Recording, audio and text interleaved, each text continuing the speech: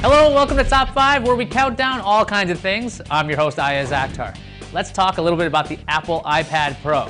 The device isn't even out yet, and there are a ton of opinions out there. If you want reasons to maybe wait on purchasing an iPad Pro, we've done a top 5 on that, which you can find at top5.cnet.com. In the interest of fairness, we're going to take a look at the top 5 reasons why buying an iPad Pro could be a good idea. At number 5, speakers. Speakers, and speakers. Apple crammed in 4 speakers into this giant tablet. The iPad Air 2 suffered from pretty quiet speakers. That should not be a problem here. Apple says the iPad Pro will pump out up to 3 times more output than any other iPad. So while the iPad Pro might be large, you won't need to carry a Bluetooth speaker to hear it. At number 4, for some, it could replace a laptop. There are people out there who are perfectly content using a phone or a tablet as their primary computer. If you're one of those people, the iPad Pro looks like a good idea. Even without the smart keyboard cover, the on-screen keyboard should be quite usable in landscape mode.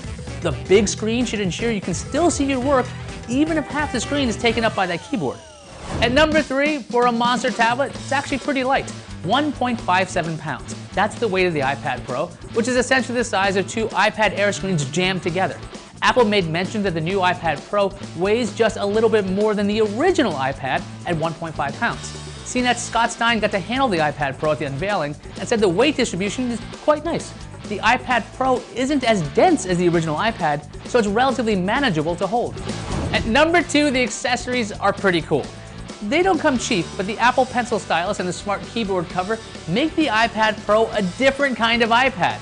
Yes, they seem awful familiar.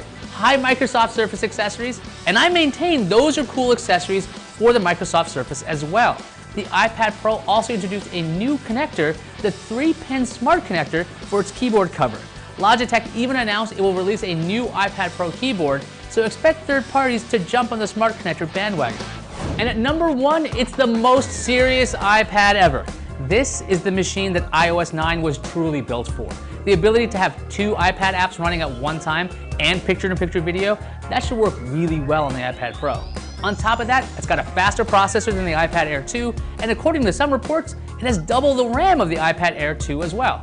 Additionally, this tablet looks to be aimed at both creative professionals and people looking for productivity.